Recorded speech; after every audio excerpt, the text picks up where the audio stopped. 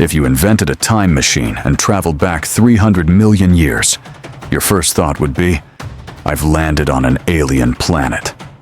You are standing in the middle of a forest, but there are no flowers and no grass. Instead, you are surrounded by giant ferns, as tall as 10-story buildings.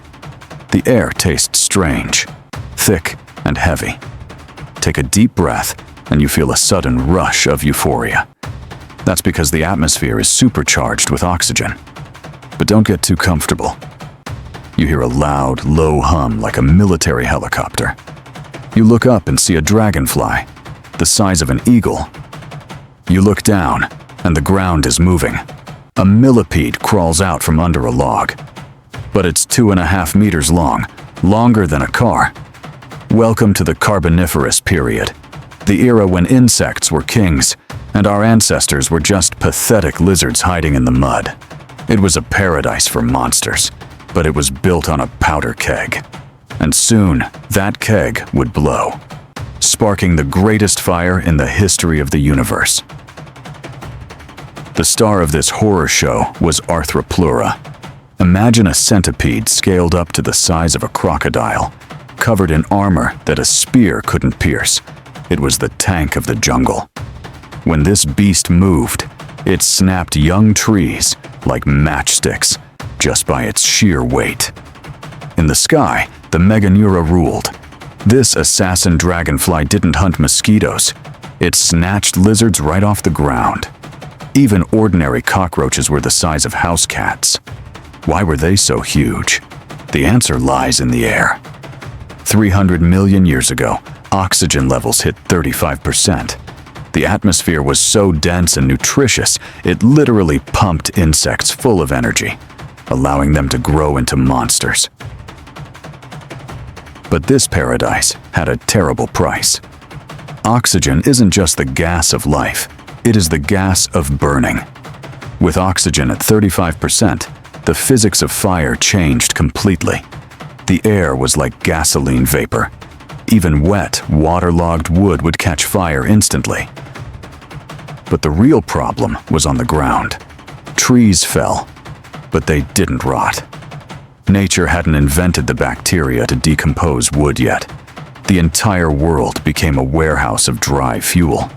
Trunks piled up for millennia, turning the planet into a giant firewood stack soaked in pure oxygen. It was the biggest bomb in the solar system, waiting for a detonator.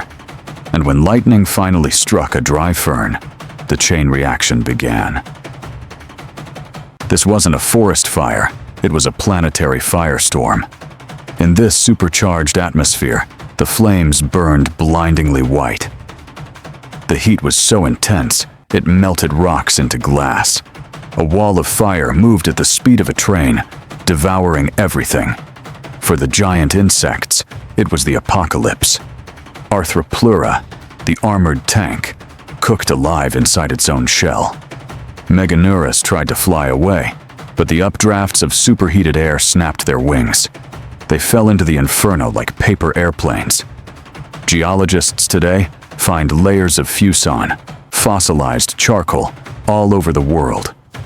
A black scar in history from the day the air turned into fire. But fire didn't finish them off.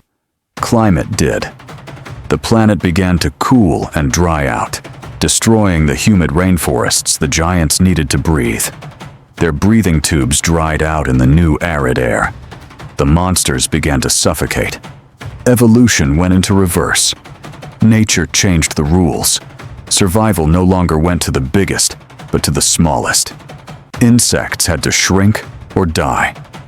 The era of monsters ended not with a bang, but with a wheeze in the drying mud. The giants are gone, but they left us a gift that built our modern civilization. Coal. Every piece of coal we burn today is a fragment of those unrotted forests. We are heating our cities with the corpses of a monster world. This period taught us a vital lesson. Size depends on the air. Nature can turn a harmless bug into a tank just by tweaking the atmosphere. So when you see a cockroach in your kitchen, Be glad our air is only 21% oxygen. Because if that balance ever tips again, humans will stop being the masters and go back to being food.